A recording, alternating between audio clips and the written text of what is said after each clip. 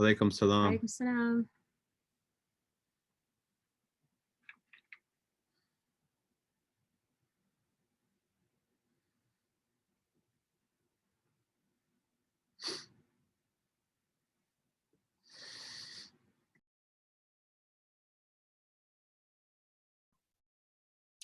So sorry about that. Not sure what happened there. Assalamu alaikum wa rahmatullah. Bismillah wa alhamdulillah. Wa salatu wa salam ala rasulillah wa ala alihi wa sahbihi wa man wala. Alhamdulillah, we have a special Friday reflection today for you all, where we're joined by two very special guests that I'll introduce in a minute. But just to start off, inshallah, I'm going to ask Kumail, who is the outgoing president of the Muslim Student Association at NYU, to just recite a little Quran for us to get the program started, inshallah. Assalamu alaikum. Inshallah, I'll be reciting Surah Shams. أعوذ بالله من الشيطان الرجيم. بسم الله الرحمن الرحيم. والشمس وضحاها والقمر إذا تلاها والنهار إذا جلاها والليل إذا يغشاها والسماء وما بناها والأرض وما طحاها ونفس وما سواها فألهمها فجورها وتقواها قد أفلح من زكاها وقد خاب من دساها كذبت ثمود بطغواها إذ انبعث أشقاها فقال لهم رسول الله ناقة الله وسقياها فكذبوه فعقروها فدمدم عليهم ربهم بذنبهم فسواها ولا يخاف عقباها صدق الله العلي العظيم. Jazakallah khair, Kumail. Alhamdulillah, it's a blessing to be together with all of you again on this Mubarak day of Jummah. May Allah make it a means of benefit for all of us. And today, we have the distinct benefit of being joined by two amazing individuals. Dr. Zeena Salman, who is a pediatric cancer specialist and has been working in Palestine for the last 7 years as a volunteer doctor with PCRF, as well as in the refugee camps of Lebanon and Jordan. She has worked with WHO and currently works for St. Jude Children's Hospital. She's a wife, a mother of two, a former New Yorker, and some of you likely know her and might recognize her from when she was in New York. And she also now spends her time between the United States and Palestine. And we're also joined by Steve Sosby, who's the president and founder of PCRF, the Palestine Children's Relief Fund, which is a nonprofit, non-political humanitarian organization established 30 years ago. Steve is a former writer for the Washington Report on Middle East Affairs, and he splits his time with his wife and two children between the West Bank and Ohio. And we asked them both to join us today to give us some insight on really what's happening on the ground in Gaza, where they do a lot of amazing work, to share with us a little bit more about PCRF and how we can support them in the amazing work that they're doing. And many of you know that about 2 nights ago, I think on Wednesday night, we launched a campaign to raise funds in particular for the children of Gaza. And so we'll share the links in the Zoom chat. Hannah just put that up there, launchgood.com for Gaza's children. We've already raised about $80,000, give or take. And we're hoping to raise as much as we can, that even with the ceasefire in place, we have news that immediately after the ceasefire, there were still troops going into Al-Aqsa. May Allah make things easy for the people there. And we know the reality is that this is not just something that necessitates a ceasefire to a conclusion of just a week and a half of violence, but we're looking at decades of inequity, decades of oppression. We're looking at decades of occupation. And within Gaza in particular, and our guests will do a substantially better job than anything I could in describing what it is that's on the ground there, is the reality of this just being an open air prison where so many have now lived under that much more injustice and inequity. PCRF is doing amazing work on the ground, and amongst the buildings that were impacted by the most recent onslaught in Israeli attacks, one of the PCRF buildings in Gaza was also attacked, was struck by a missile.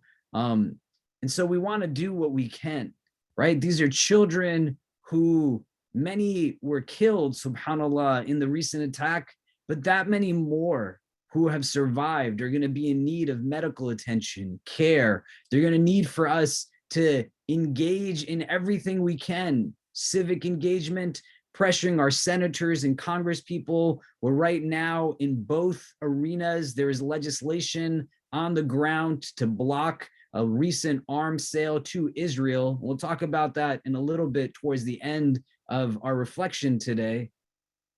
But these little angels, young boys and girls who are growing up now, many without parents, many who literally are going to have limbs amputated, suffering from psychological traumas, dealing with all kinds of inward and outward conflict, that whatever it is we can do to support them and the good work that PCRF is doing. And so we asked our guests to come today to give us insight as best as we can, inshallah ta'ala, to be a means of increasing our empathy and our support.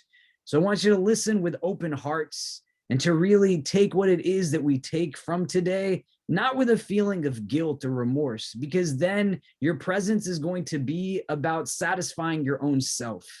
But you want to be open with real love, real compassion, and hear every word that they're saying primarily through your heart.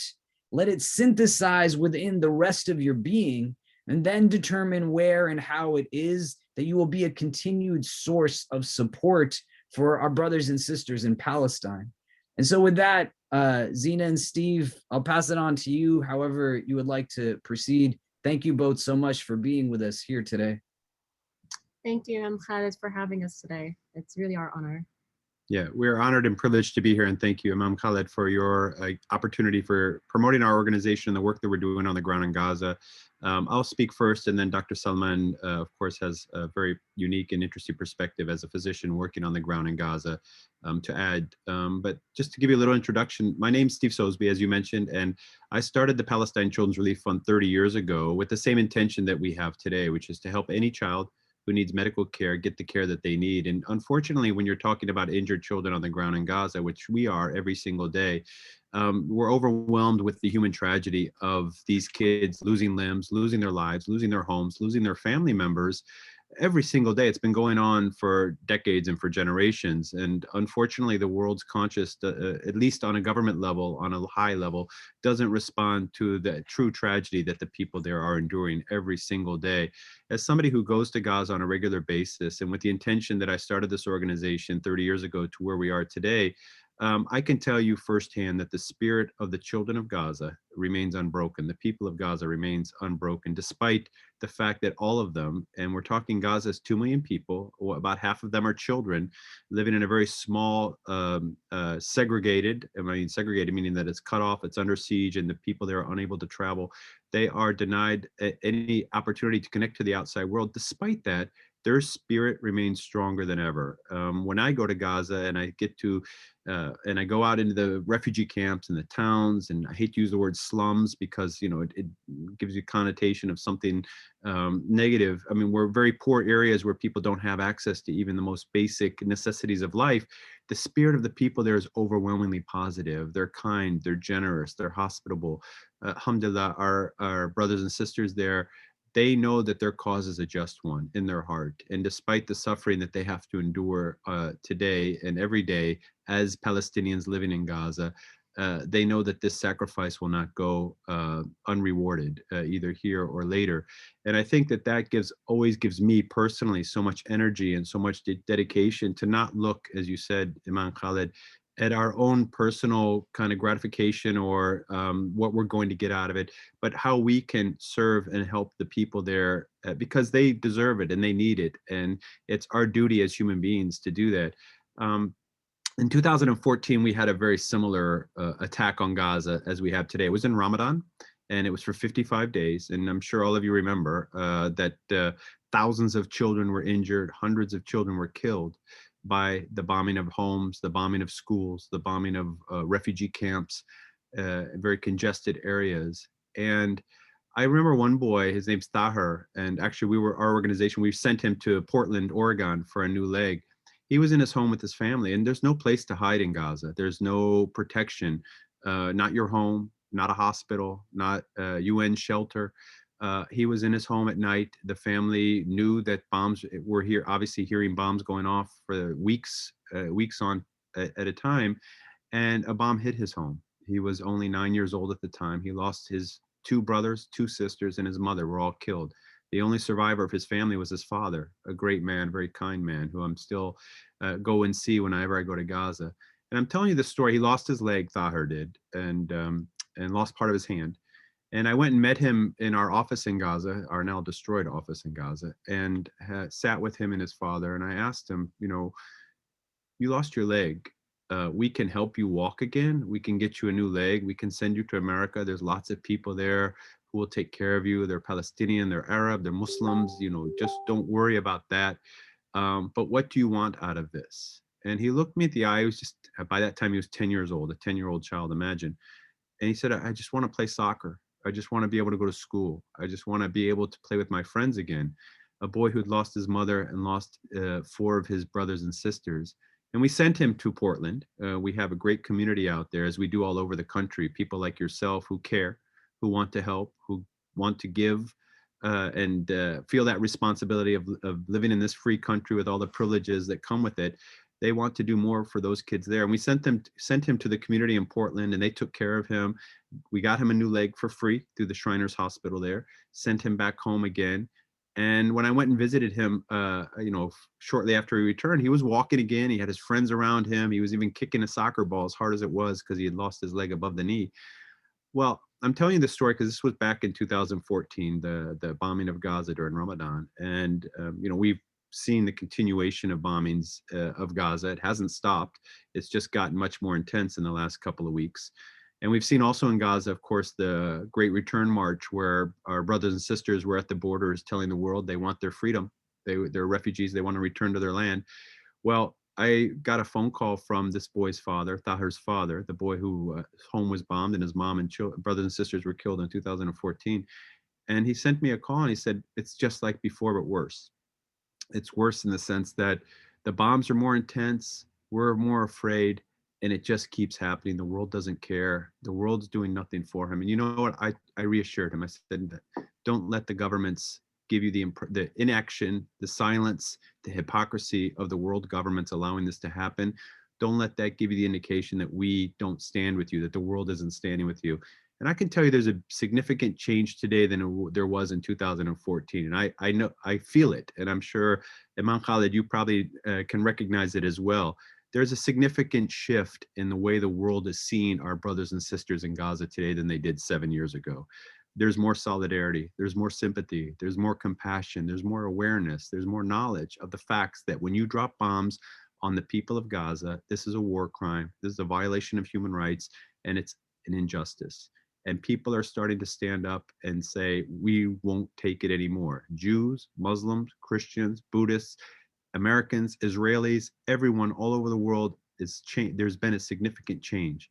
We have to translate that change into real action now. And that's what our organization's doing. That's what people like Dr. Salman are doing by going there and giving from their time and their hearts and their skills to help the people there. Our office was bombed on Monday. Nobody was hurt. That's the most important thing. We can always rebuild. And there's one thing that people in Gaza, there's 2 things they're experts of, and that's showing the world courage and dignity. There's no more courageous and dignified people in the world today than the people of Gaza. And number 2, rebuilding. And that's what we're going to do. It's not going to stop us. We've already been doing distributions of medical supplies and equipment to hospitals there. We're going to continue to help every injured child get the medical care. We're going to continue to send doctors there. But the most importantly is we're going to show the people of Gaza our love, our compassion, our solidarity, and we stand with them. We're not going to forget them. We're not the governments, we're the people. And the power of the people is far more significant and far more impactful than any government power. So we appreciate you giving us this opportunity to share our work and our stories with you. The story of Tahir, whose father is calling even more scared than he was when his own home was bombed and his wife was killed and 4 of his children were killed. He still has such kindness and compassion in his heart. And he knows that people like you are out there. Even though the governments continue to allow these crimes to happen, there's people like yourselves out there who are standing up and saying enough.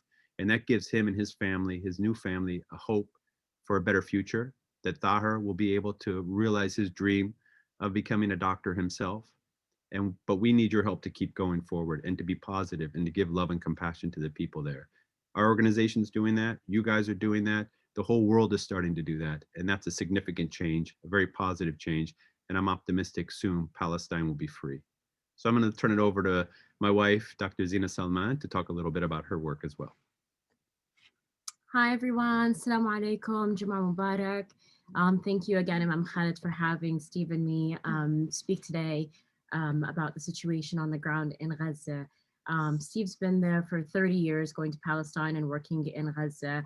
My time there is shorter, but I have maybe a different perspective because I am a doctor who's been working there both as a volunteer doctor and through different jobs with the WHO, with the Ministry of Health there, locally on the ground in the West Bank and in Gaza. I'm, as I said, a pediatric cancer specialist. I was a New Yorker, like a lot of you in the past, and used to come to ICNYU whenever I could get off of work, and appreciate so much and miss so much the community there. But I trained and worked at Sloan Kettering, which, as many of you know, is one of the biggest and best cancer hospitals in the world. And the reason I bring that up is because while I was there training, doing my fellowship about 8 years ago now, I met Steve through a fundraiser for the PCRF through another Islamic Center of the NYU community member, Amanda Jabir. I went up to him and just said, you know, you guys are doing a lot of great work for children in Palestine, but what's happening to children with cancer in Palestine? He said, well, you should come and see for yourself. We built a department in Bethlehem, in the West Bank. We're thinking of doing the same in Gaza, and you should come. And that was a moment that changed my life forever, because the following year I went to Palestine and I saw the situation there, and I realized that, you know, cancer treatment is something that's so difficult. I'm sure many of you have experienced a loved one or a friend or somebody who has gone through cancer treatment, and as difficult and complicated as it is in the US, at Sloan Kettering, anywhere, you can multiply that 1,000-fold before you can begin to even understand what happens to a child who, you know, is sick in Gaza with cancer or anything else. First, I want to talk about maybe a little bit about what happened in the last 2 weeks. I wasn't not in Gaza at the time, alhamdulillah, but we have a lot of friends and colleagues who've been there. I've been texting with them over the last 2 weeks. They talk about staying up all night, listening to bombs drop, hearing the sounds continuously, and living in sheer terror, feeling traumatized from the endless wars and you know, bombs dropping on them over years and decades and longer. Children that I've helped to take care of have lived through, you know, 2, 3, 4 different attacks on Gaza and have been so traumatized over the years. We all know that there are names to these kids, that of the over 200 people who have died in Gaza, more than 60 of them were children, some of them from the same family. There was a family that was visiting cousins just for Eid, and they decided to sleep over with them to spend a little bit of fun time in a refugee camp, the Shatay refugee camp. And a bomb dropped that killed 13-year-old Suhaib, 11-year-old Yahya, 8-year-old Abdurrahman, 6-year-old Usama, and their mother, leaving just a father and a 5-month-old infant being the only family members remaining from that entire family. There's the El Kawalik family that has gotten, you know, we've seen them a lot in the media because 13 family members died. Most of them were children, and their next door neighbor was the head of the coronavirus response unit and the head of internal medicine at Shifa, which is the largest hospital in Gaza. A single, you know, missile it wiped out basically entire 2 families. That doctor lost also a son and a daughter. All of them died in the same strike. And so we've seen so much just terror, death, violence occur in the last 2 weeks. And alhamdulillah, we're so thankful for a ceasefire that took place last night. But as Imam Khalid mentioned, and it's so important to mention, the ceasefire does not end the violence. It doesn't end the suffering that our brothers and sisters in Gaza are living through. It's just the beginning of our work, because we've had a moment where the world is paying attention, the world is noticing what's going on, and we need to keep that momentum going. We need to continue to, you know, make those calls and make those donations and say those prayers and, you know, take every action that we have the capacity to take, even when, you know, even when we've had a ceasefire, because as I said, I've been going to Gaza for 7 years now, and the situation was dire long before everything that happened in the last 2 weeks. I think that I'd like to maybe walk through a day in my life as a doctor going and visiting Gaza, just to give you guys a sense of what life is like there. Just through my eyes. I'm you know, Sudanese in origin, Palestinian by my heart, and I carry a US passport, and so I'm privileged in many ways as an American, but still, you know, kind of went through so many challenges just to get to Gaza. And so that gave me a sense of how many more challenges a Palestinian has to go through that lives in Gaza. So just to get there, you have to cross through the Erez crossing, which requires going through multiple security checks. I've been strip searched through there before. You have assault rifles being pointed at you by the Israeli army, you know, and just to go through there, you have to walk 1 kilometer. And every time I walk that 1 kilometer through that crossing, after getting through the security and the searching and all of those challenges, I think about the sick children with cancer who have to make that crossing every single time they need a dose of chemotherapy or need a medication, and how much more challenging it must be for them. I remember going there about 3 years ago as one specific trip that I went. And after doing that crossing, you know, getting into a car to go visit one of the children's hospitals that's in Gaza. And, you know, just that drive there, which is probably about a 10 or 15 minute drive, you can see still the destruction, the rubble of all of the buildings from the 2014 attacks. So, you know, several years ago, that rubble still exists. You still see those collapsed buildings, the ones that you guys are seeing in the news every day, those still exist from before, from 2014. So you drive by all of this rubble, you drive by refugee camps that have existed since 1948, and we have 3rd and 4th generations of families still living in those camps. And then I get to this hospital, Rantisi Hospital, which is the Children's Hospital of Gaza. And entering there, you walk in, and we built a pediatric cancer department, the PCRF did, that just opened 2 years ago. But thinking about a trip that I took 3 or 4 years ago, the rest of the hospital, we would walk into a room and there are 5 different kids in a single room with their family members, where the walls are, you know, the paint is peeling, you know, it's crowded, there isn't access to a lot of medication. And I remember walking in, and I was wearing a PCRF vest, and a woman walked up to me and she said, "I saw your vest. I saw that you're with PCRF. I need your help." And I said, "You know, inshallah khair, what's going on? How can I help you?" And she said, "My son has cancer. He has leukemia. They don't know what type. They don't have the equipment here. They don't have the right medicine for it, but he's been here for 2 weeks." And I said, "Well, why hasn't he gone to a hospital where he could get treatment?" And she said, "Because we have to apply for a medical permit. That can take days and weeks, and we don't always get a yes answer. Then we have to find somebody who can travel with him. He would have to leave Gaza, go through that same Erez checkpoint that I was talking about. And we've been here for 2 weeks. A child with cancer who's been there for 2 weeks means that their chance of survival is already plummeted. It's decreased so much that already means that, you know, the ability to treat them and cure them has already been lowered so much. So obviously we tried to help that child, and he, alhamdulillah, was able to cross eventually and has gotten some care. But then I went to the next bed, and there was a little boy there, 3 years old. His name was Mu'min, and I had seen him before when he was treated in Bethlehem.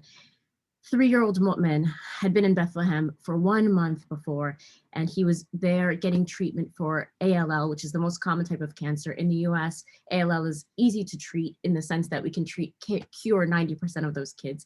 In Palestine, the cure rates are so much lower. And this little 3-year-old boy, and I say 3 because I have a daughter who's 3 years old, alhamdulillah, she has access to anything that she needs here. And when I think about that 3-year-old boy there, he was diagnosed with leukemia, ALL, and he had to find somebody who was able to get a permit to travel with him to go get the care that they needed. And they couldn't get a permit for anyone in the family. And the great aunt of their neighbor had to go with him. And he had never met this woman before. And they had to do that crossing together and go to Bethlehem together. And for 30 days that he got his first cycle of chemotherapy, he sat with this woman who he didn't even know, getting needles, having procedures done to him, getting chemotherapy, feeling nauseous, not being able to eat, without a single familiar face around him. And I had seen him there. And the reason I remembered him so well, although I remember all of these kids, but the reason I remembered him so well was because for 30 days, this boy didn't smile one time. A 3-year-old boy, a 3-year-old child anywhere in the world, all they want to do is play and laugh. And this boy for 30 days didn't smile a single time. When I came to Gaza and I saw that boy there, his mother was by his side, who I met for the first time, even though I had helped treat him in the West Bank. I met her for the first time and I almost didn't recognize Mu'min. And the reason was because he had a huge smile on his face. He was able to be reunited with his family and be side by side with them. He was still getting treatment, but just having the comfort of his family near him just indicates to you how hard it is for these kids, you know, to have to cross and get medicine, not have access to chemo for their cancer. They don't have clean water in Gaza. The water that comes out of the taps is salty. You can't drink it. They don't have access to electricity. They have about 4 hours a day of electricity, and the hospitals run on generators the rest of the time, and kids at home sit and read and study and play by candlelight. They don't have access to travel.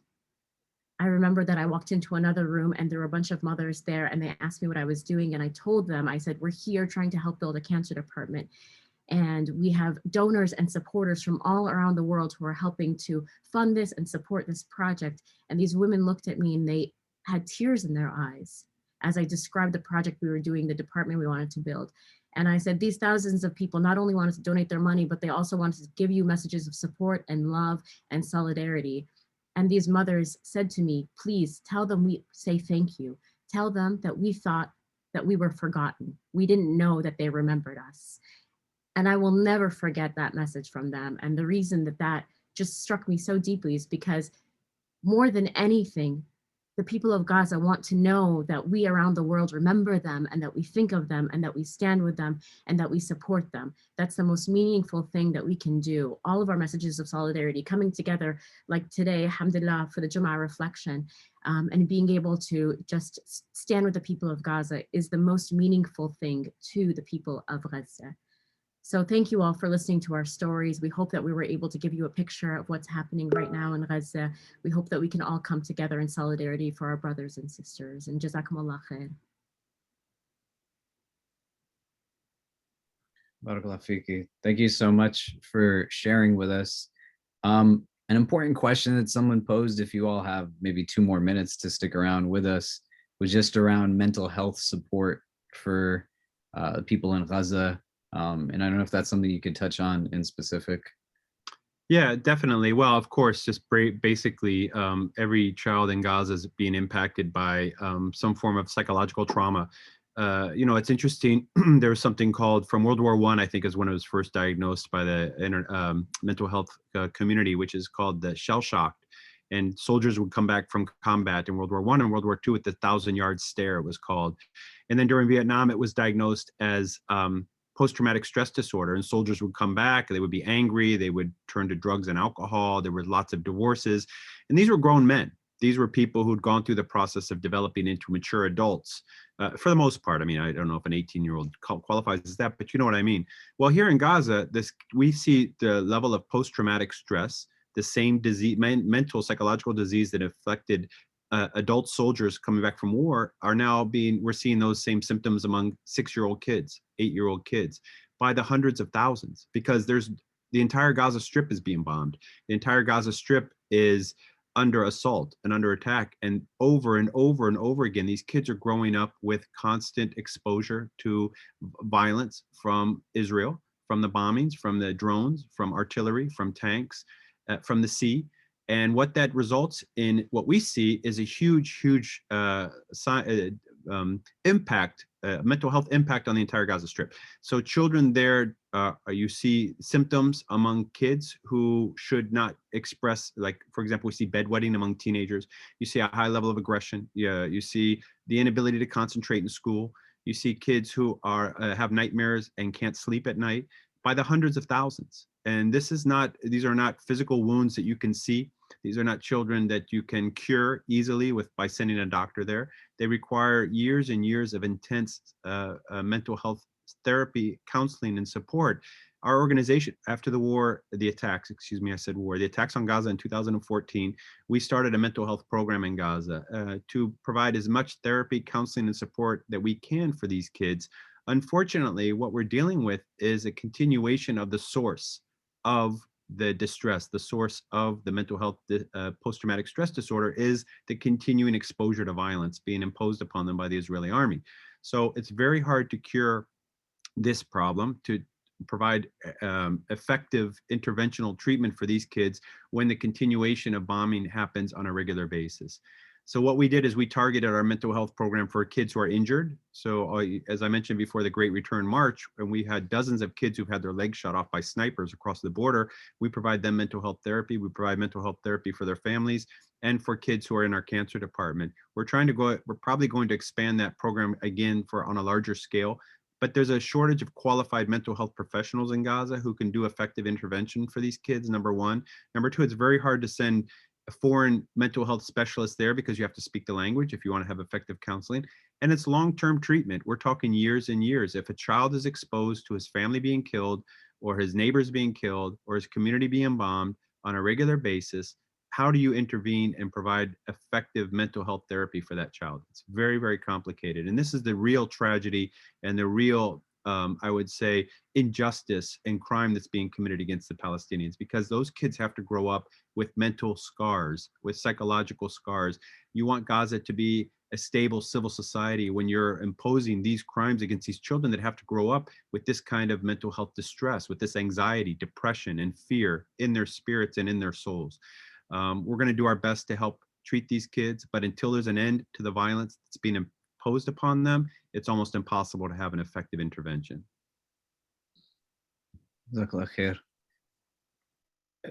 If possible, I want us to all really think about what Steve and Zena are telling us and to kind of pull meaning from this, right? One, to understand that there's strategy that's in place here where you can impact now generational trauma. When you have studies that look at the aftermath and consequences of conflict, war, and what it does to create PTSD within individuals, those studies can be a source of healing, but they can also be a source of manipulation to ensure that entire populations now stay more and more shackled. And it's not just now a physical occupation, but a mental occupation, an emotional occupation, a spiritual occupation that seeks to now take and crush the spirits of generations that will come by instilling within them a trauma purposefully, so that as they get older, it's that much easier as a goal to push people out. That we can't take this anymore. We just need to leave. We will willfully become refugees. That's where you and I have to do what we can. The kind of work that PCRF does is something that fulfills communal obligation. And the broader context within our tradition that highlights religion to be a very individual experience, your prayer, your fast, whatever else that is yours, you choose to do or not to do, no one else can do for you, is constantly in our tradition juxtaposed to an idea of also communal responsibility. And that's where your prayer is not just your prayer, or your fast is not just your fast, or your charity is not just your charity, as well as the establishment now of holistic services to provide for and meet the needs of the most underserved and underprivileged. And this is not just anything that came out of nowhere, but has a continuous cycle of violence that is in the same pattern of behavior.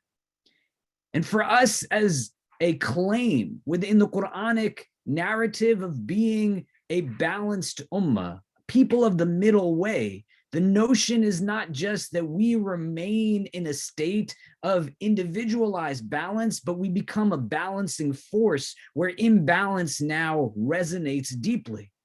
And so we meet the atrocities of others with that much more overt love and compassion. We meet the inequity and oppression of others with that much more of a pursuit of real justice. And so Hannah is going to put the campaign link again. Please do give what you can and give more than that and more than that. There's stories that we have heard, let alone things that we see visually, of children who have been left in the midst of rubble of their home, the only survivors in their family, not for a minute or 10 minutes, but for hours at a time. What is happening to that child's psyche as it's surrounded by its entire home now in rubble, and the aftermath of a missile dropping where they can see literally body parts of their family members?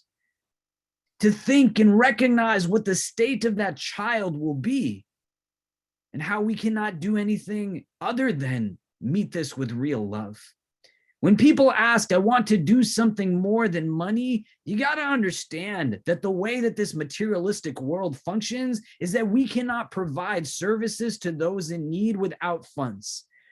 If it was something as simple as we can help a child that will now not have a leg or an arm or an eye by just goodwill, then that would be amazing.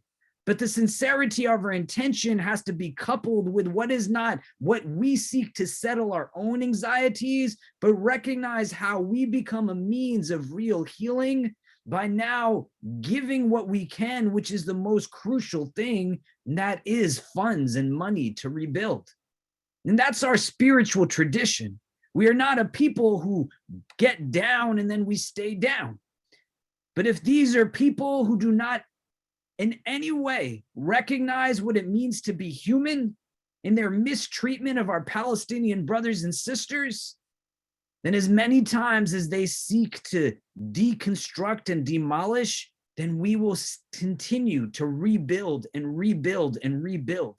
You can't get tired, because what is it that you're tired of?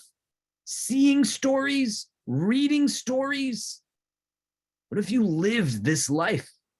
And that's where guilt cannot become the factor. It has to be an empathy that suspends the ego, everything that feeds and fuels it, and simply seeks to understand the lived experience of the other through what it is that they go through. So please do give and share the link and continue to give whatever you can. It is tax deductible. I'm 99% sure it is zakah eligible. How could something like this not be eligible for zakah?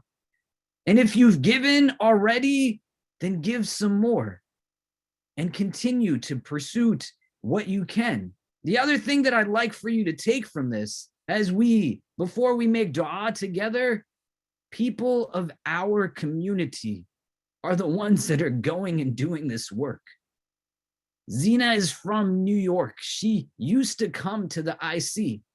Many of you have seen Yumna Patel, who is all over social media and journalism for Mondoweiss. She is an alum of New York University. Individuals who are stepping up to demonstrate that they can make it not either or, but both and, to do the critical work. The skills, the talent, the credentials that you have, you can use them to gain for your own betterment. But here now, something that I wanted to personally do was show you two people who have made a choice to take their skills and utilize it in this way. And to not reflect in a self-deprecating mode, but to reflect with real productive introspection. That where they're able to, they do what they can because it's the right thing to do. Living between two countries is not an easy thing, let alone living in a part of the world that requires you to be strip searched and then walk for a kilometer in order to now serve a demographic that you are now also absorbing their trauma. You are now also absorbing their pain. You are seeing what it is every single day, day in and day out. And so think where it is that you can be a source of real healing and hope by taking all of the amazing talent, skills, credentials, utilizing with creativity. God is the one that gave you an imagination. dream big, to think how you can be that source of hope and recognize the light you possess, to go and do what it is that you can. And then lastly, I wanted to share with you that the American Muslims for Palestine, that you can go to their website, ampalestine.org, has a lot of different actions that are taking place right now, primarily this one that you can see in the banner with AOC and Bernie Sanders, where they are asking people now to support the legislation that they have put forth both in Congress and in the Senate, to ask to call your senators, to call your representatives, your Congress people, and to tell them that you want them to support this resolution. To be in a place where we have a recognition, subhanAllah, of like, what does real arrogance look like? And to understand that people are celebrating somehow diplomatic efforts of a country that we live in, that was the sole reason that the rest of the world wasn't able to put an earlier ceasefire in place. And in the midst of all of it, they want to send $734 million worth of weapons again. And so it's not a joke. You pick up the phone and you continue to pick it up, because as people hear that this is not something that you want to see happen with your tax dollars, with what it is that you are giving, they will start to listen. And the shift that Zeena and Steve are talking about is not just what it is that we hear and see alone in the echo chambers sometimes that we get privy to at work or in other places, but there are literal influencers, celebrities, heads of state, Congress people took the floor and were voicing out with unequivocal support for the people of Palestine. And that's where the momentum cannot stop. So go to the AMP website, find everything that they have outlined, and take the time and then encourage others to as well. Contribute to the campaign that we have launched for the Children of Gaza, and ensure that you are giving what you can. It's tax deductible, zakah eligible. Don't let this day of Jummah end before you become a specific means of benefit for a young boy or girl that is over there right now. I've been to Palestine. I've been in conflict zones. I've been in refugee camps. I've been in the aftermath of natural disaster all over the world. And what Steve and Zeena are saying is more than true. When you look into the face of somebody who feels like the world has forgotten them, and you've given them an indication that they are remembered,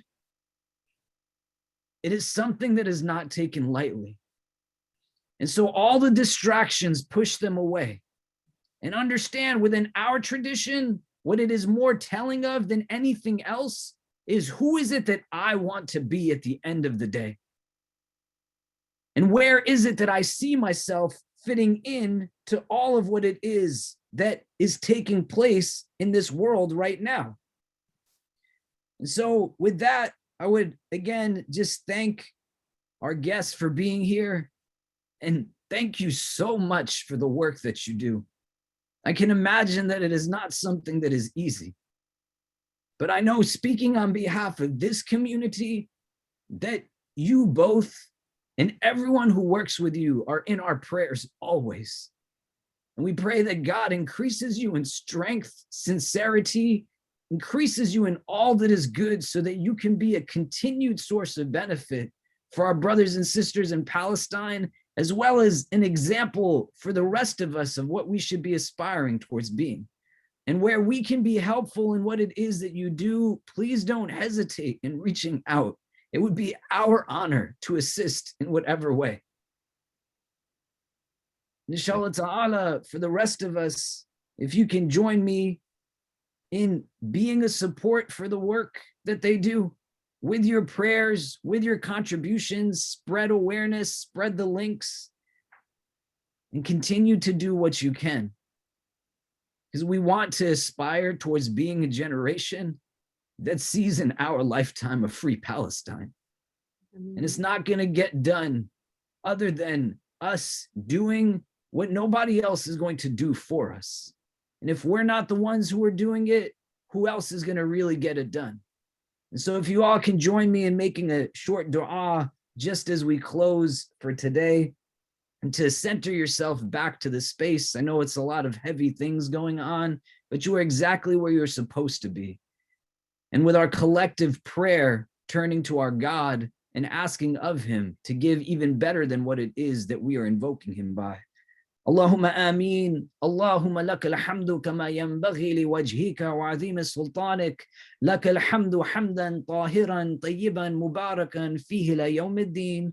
Allahumma salli ala Sayyidina Muhammad fil awwalin wa fil akhirin. Allahumma salli wa sallim wa barik ala Sayyidina Muhammad wa ala alihi wa sahbihi wa barak wa sallama ya arhamar rahimin. Allahumma ja'alna min al-mukhlisin. Allahumma ja'alna min al-mukhlisin. Allahumma ja'alna min al-mukhlisin. We begin this supplication in your name, Ya Allah, and beseech you to send your choicest salutations upon your most beloved, sallallahu ta'ala alayhi wasallam.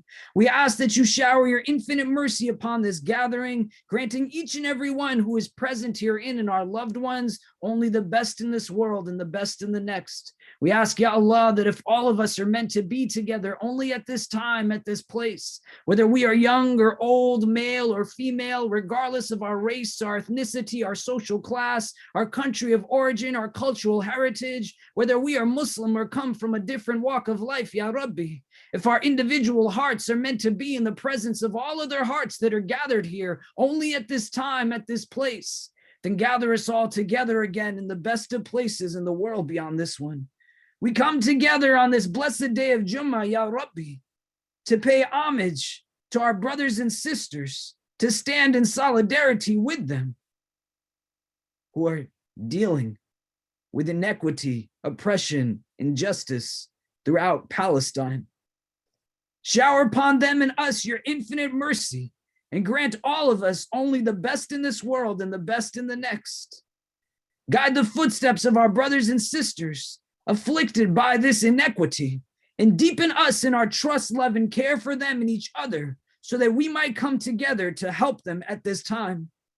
Send them only those who will be their helpers and supporters, and protect them from any affliction, anxiety, any further anguish. Open their hearts to receive all of the love that we are sending them on this day, and envelop them in your divine love always, Ya Wadud. Grant them peace, relax their fears, and remove from them any impediment that keeps them from doing all that they are able to do. The burdens of life sometimes seem too heavy to bear. The anxiety and anguish that sits inside of us feels bigger at times than the world around us. We seem to be surrounded by a darkness that is impenetrable. Today, we ask you, for the sake of our brothers and sisters who need us to be better than our best, to give us courage. Our struggles are real, but your promise is true. Indeed, with hardship, there always comes ease. Remove from our hearts any fears or inhibitions, and replace them with an ever-increasing boldness to live each moment as best as we can. Fill our hearts with a fire of your love and the desire for nothing less than justice for all. Make us the conveyors of truth, the purveyors of truth, the couriers, the carriers, the upholders of truth. Let us not be those who are swayed by false fulfillment, but make us from amongst those who taste true contentment. Let us never be those who a strong fear of loss in this world or a hope of gaining some portion of it keeps us from speaking out and hearing the truth that we yearn for. Keep us, Ya Allah, from being silent when others lie, and help us to never lie to ourselves consciously or unconsciously.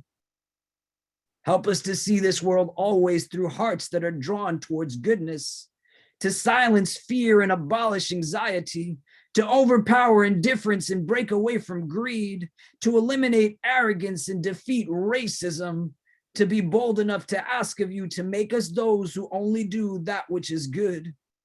Help us to be above what is simply normal and to never compromise on who it is that we are for those who only accept us when we become that which we are not. Forgive us when we unknowingly or knowingly become the cause of unwanted compromise in the lives of those around us, or hurt others in ways that at times we don't even realize. Make us those who are never embarrassed by our faith, nor those who embarrass others because of the faith they choose to practice. Help us to see our race, our heritage, our class, our gender as a means of strength and never something that we wish wasn't a part of us. Make us outstanding by not being afraid to stand out, to be firm and resolved in our conviction and values, and any distinction and distinguishing of ourselves to be rooted in nothing other than love. Help us to never fear the path of truth for the lack of people walking on it, and bless us with leaders to follow who walk firmly upon it. Thank you, Ya Allah, for our brother Steve and our sister Zina. Thank you, Ya Allah, for PCRF and all of what it is that they are doing. Help us to be from amongst the best of their supporters, to follow them in their leadership, and to support the good work that they are doing. And help us to see our own capacity, Ya Rab, to be a source of real benefit, a source of healing for your creation. Even if no one else speaks, Ya Allah, help us to always speak against any oppression, even if that means speaking against our own, against ourselves. Love your creation through us. Be gentle to them through us. Increase them in strength through us. Give them courage through us. Help them grow through us. Endow them with confidence through us. Fill them with sincerity through us. Protect them always through us. And through us, bring good and benefit to the rest of this world. Ya Arhamar Rahimeen, most merciful of those who show mercy. Let our anger be only at injustice, oppression, and exploitation of people, so that we will work for justice, equality, and peace. Let our tears shed only for those who suffer from pain, rejection, starvation, and conflict, so that we will reach out our hands to comfort them and change their pain into joy. And let our successes be many, as we make a difference in this world by doing the things which others say cannot be done. For our brothers and sisters in Palestine, for their loved ones, their family members, and all those who are facing any type of hardship in the world at this time, we simply ask you, Ya Allah, for peace. Protect us always from hearts that are not humble, tongues that are not wise, and eyes that have forgotten how to cry. Forgive us for our shortcomings and guide and bless us all. ربنا تقبل منا إنك أنت السميع العليم وتب علينا يا مولانا إنك أنت التواب الرحيم وصلى الله تعالى على خير خلقه محمد وآله وصحبه أجمعين برحمتك يا أرحم الراحمين. جزاكم الله خير. بارك الله فيكم. Please do give to the LaunchGood, launchgood.com/for Gaza's children. Please do support the actions that AMP is taking right now, American Muslims for Palestine. And always remember our brothers and sisters in your prayers in Palestine, and take from them an example, real resilience, real beauty, man. May Allah give us hearts that are like that. Inshallah ta'ala, Allah will make us a means of some type of healing for them at this time and make us a continued source of benefit. Thank you again, Zina and Steve, for joining us here today. And thank you all for joining in as well. May Allah bless you always. Wallahu ta'ala alam wa billahi tawfiq. Wassalamu alaikum wa rahmatullahi ta'ala wa barakatuhu.